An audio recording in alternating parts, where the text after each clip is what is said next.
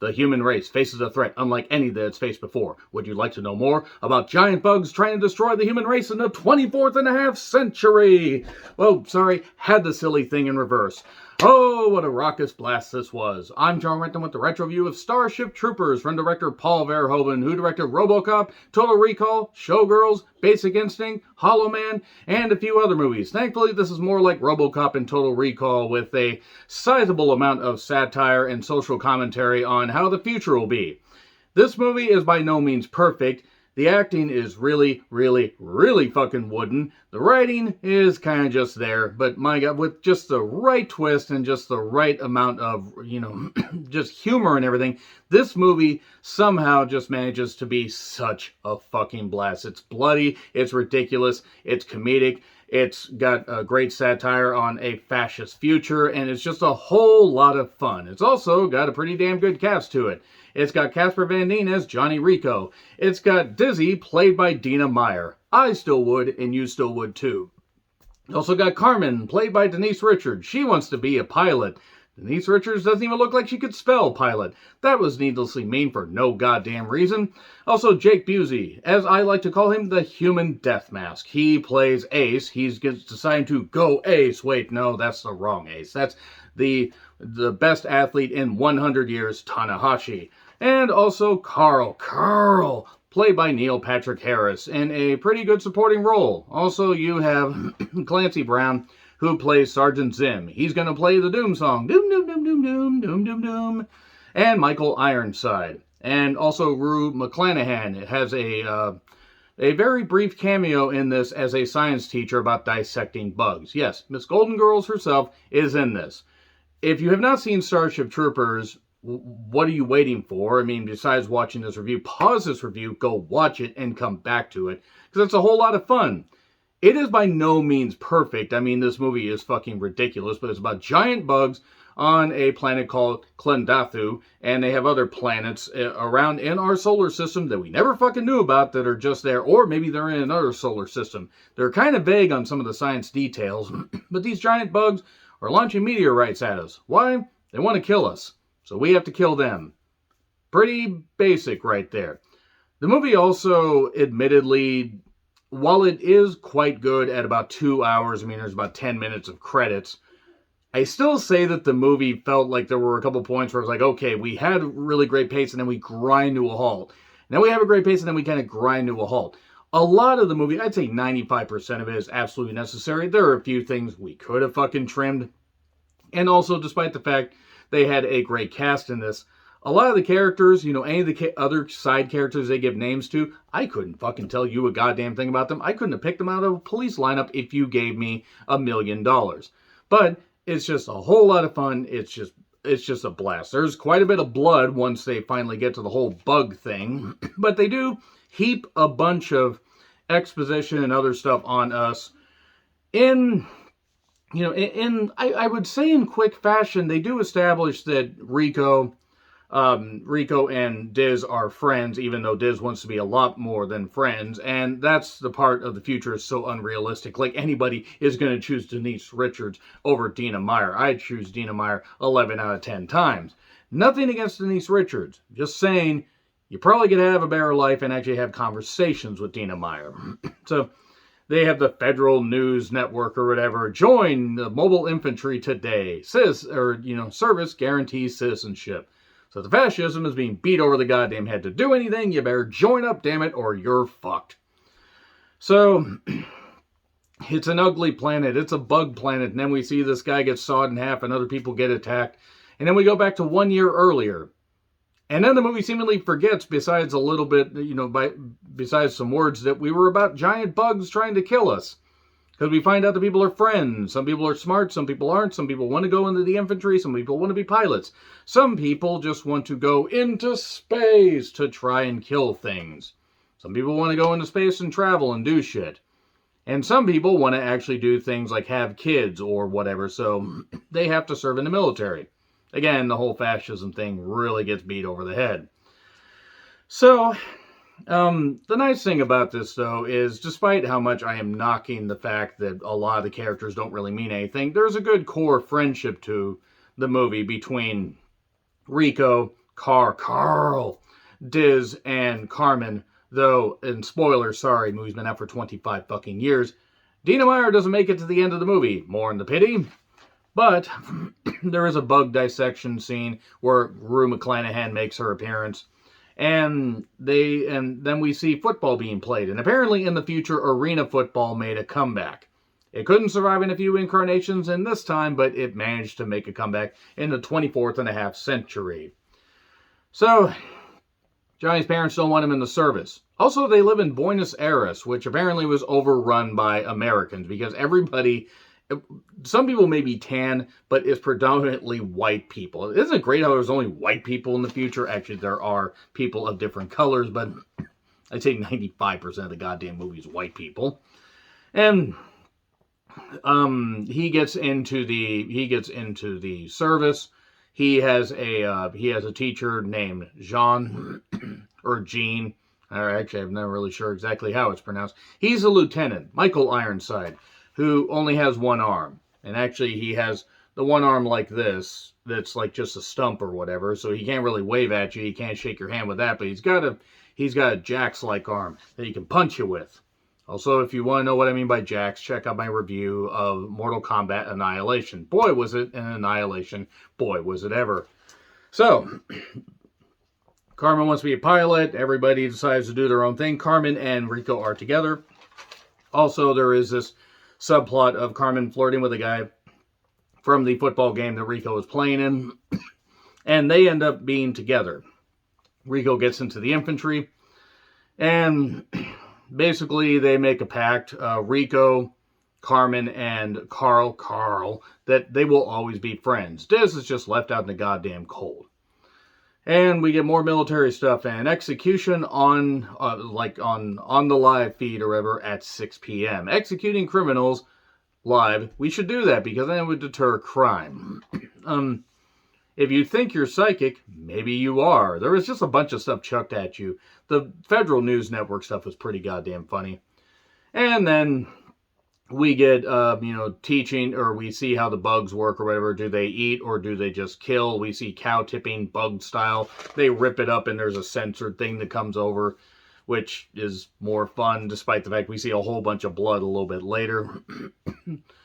Clancy Brown was on something here. This is before he had a whole lot of hair like he had in Paranormal Activity Next of Kin. Was that him? It was somebody like him. But it's like yourself or someone like you. God damn, Matchbox 20. I gotta listen to that. Jake Busey being the human death mask that he is. It's funny how he was in The Frighteners the year before this and then was in this. And actually had a pretty good string of movies. I'll have to retro-review The Frighteners at some point. And then all these military people get together, all these recruits and everything, and then they play laser tag. Laser tag, not in space. It's on some desert planet. Some desert planet that has really, really good oxygen and everything. I don't know exactly where they are. So, at one point, I just noted, by the way, here, Dina Meyer is fucking hot. She's absolutely incredible. Rico does call Carmen. And we get Jake Busey playing a violin, seemingly with his chin, vile chin, as it were.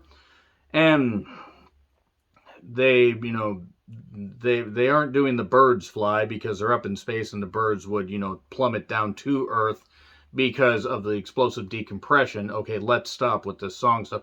The 90s computer technology in the future made me laugh, and I don't understand why. Like, the special effects, for the most part, actually look pretty good.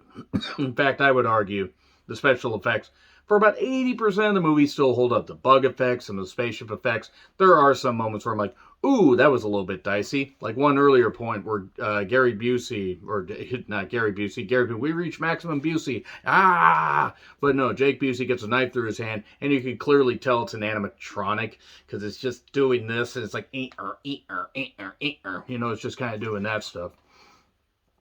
And then we finally, we get a little bit more exposition, like Carmen racing somebody to do some flying. It's Amy Smart. Amy Smart had a bit part in this.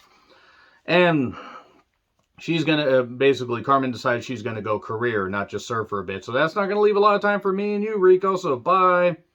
She breaks up with him on video. It's always funny how they want to be your friend right after they rip your guts out, is what Jake Busey said. And then we get a live round exercise or whatever. Some guy has a malfunctioning helmet. Hey, we're going to shoot these little green soldiers and everything, these little green soldiers displays that got laser tag, but we have live rounds. So take off your helmet while everybody's shooting, and then this one person gets scared or knocked down and shoots and kills this guy. So Rico's upset, recruits leave, it's war, you know people are going to die, but that's okay, you guys are apparently idiots. There was the co-ed shower scene earlier that I forgot to mention, and Dina Meyer. Jesus again, Dina. Good grief. Still would. Co-ed shower scene was kind of nice. So we basically see that Rico has to take public lashings, but then he decides, you know what? I decide I'm leaving. I'm leaving. I did this for Carmen. I don't want to do this. I'm fucking done. I'm honestly done. And then we cut back to Carmen taking a ship out and everything, but there's this bug meteor that suddenly has come out of nowhere. You have the entire vastness of space to float around in. How did you not see a giant meteor coming at you? Oh, let's get out of the way as quickly as possible. Oh, our communications got taken out. This weird bulky tower that we have up there for no goddamn reason in the 24th and a half century. But then they said it came out of the arachnid quarantine zone. Maybe we should avoid flying over the arachnid quarantine zone since we are trying to be at war with these things. But Rico says, fuck it, I'm leaving. He gets a call from his parents. The parents are like, sure, come home, this kind of stuff. It's fine. We didn't want you to go, but it's all right. But then suddenly interference blocks it out. Oh no, the call's done. That's fine. Okay, it's just a solar flare, or it's this, or it's a bug attack, and Buenos Aires is wiped off the map. Millions upon millions upon millions of people are dead. And the bugs whacked us, Johnny. It's some short redhead that said that. And the council universally votes to exterminate the bug threat. We totally should have tried this, guys, about 8 destroyed cities ago, but whatever. We can live in peace despite the fact that we know they're going to launch meteors at us. These bugs, we're not being very smart about this. We could just launch nukes at them, but no, let's send soldiers down there, Buffalo soldiers. Anyway, let's just send them down there. I did note at one point before this, wasn't this movie about giant bugs? Because it just seemingly forgot that. But then we get Casper Van Dien hamming it up here saying, I'm from Buenos Aires, and I say, kill them all. They get matching tattoos, and they're all happy and everything, and oh yeah, they're going to go down, they're going to do this, and there's these big plasma meteor things that are coming up. Like, what the hell's going on? These giant blue rocks and this blue laser stuff. And then they get down on the ground after ships are getting blown up. They get down on the ground and everybody files out, maybe goes 30 feet, and suddenly gets besieged by a whole bunch of bugs. Now, mind you, they go 30, maybe 50 feet. Okay, there are these giant bugs that are shooting the plasma stuff out of their ass. They nuke them, and then they get invaded by a whole bunch of bugs. And then it's an ugly planet, a bug planet. I think this is about where we came in. People start dying. They get back to this. They get back to these ships. Rico gets his leg cut, but somehow manages to survive. Everybody was just monumentally stupid at this point. You're gonna shoot bugs. You're gonna see people die. Why are you surprised by this? Now, granted, I'm not saying I could get through this stuff. I would be a goddamn coward when it came to doing stuff like this.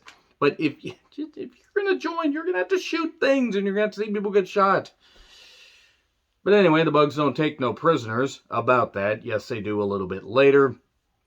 They think that there's a hive brain. There's one lady on this talk show that's seen for about 15 seconds, and this guy very goofily says, a smart bug? I've never heard of such a thing. Bully.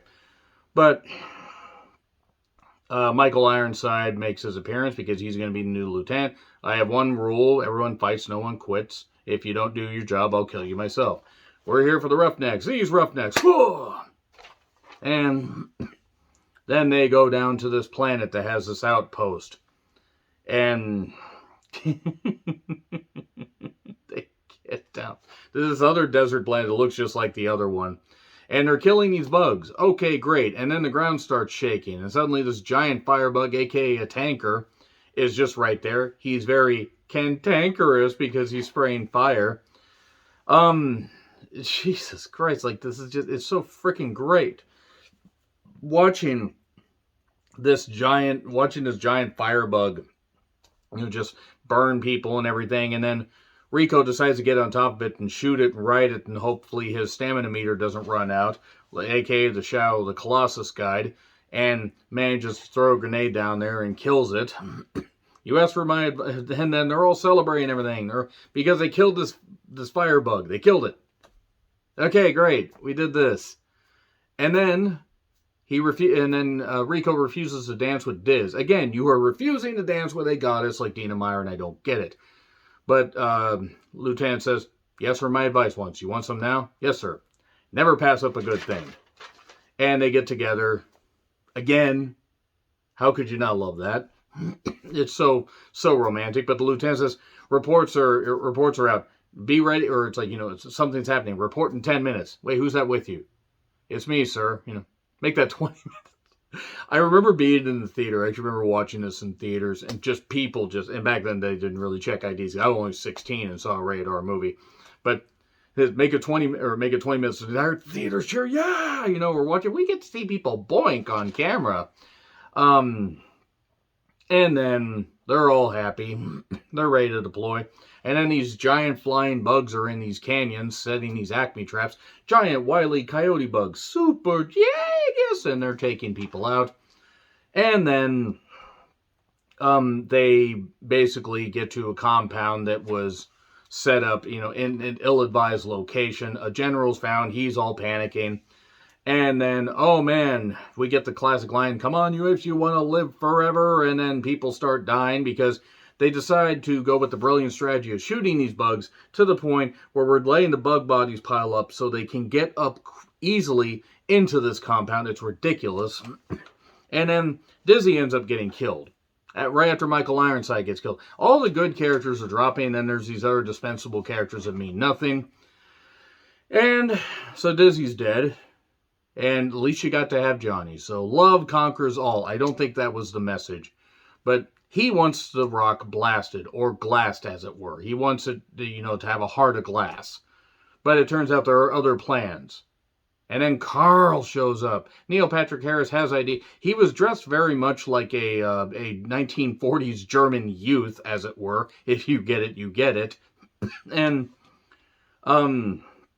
Diz got launched into space because why not? That's a good military celebration. Then she woke back up and wondered, what the fuck am I doing out here in space? Well, oh well. So, we cut back to more spaceship talk because it turns out there's this brain bug on this planet. we get Carmen's ship being destroyed and everything. The captain gets cut in two because nobody understands how fucking doors work. And then her and the jock guy from whose name escaped me. I wrote it down and it escaped me. And I don't really fucking care because that didn't matter. But they're an item. They screech down in this little pod thing into the cave. And then they get taken. But they get taken alive. This brain bug shows up. While Rico and Co. are trying to go into this cave. And this guy ends up getting his brains taken out or whatever. So the brain bug ain't going to learn shit from that guy. Because I don't think he knew even how to spell brains. But whatever. And then he was going to get brains from Denise Richards. And good luck with that. But she has a knife that she got slipped to her. She hacks off the little brain dick thing that it had. Gross. And it's all slimy and disgusting. Yet they gave it a bunch of eyes and everything. It was about 18 million eyes. It was weird. And Casper Van Dien has a nuke. You know what this is? Boom. Yeah, you know what that is. You're some kind of big, fat, smart bug, aren't you?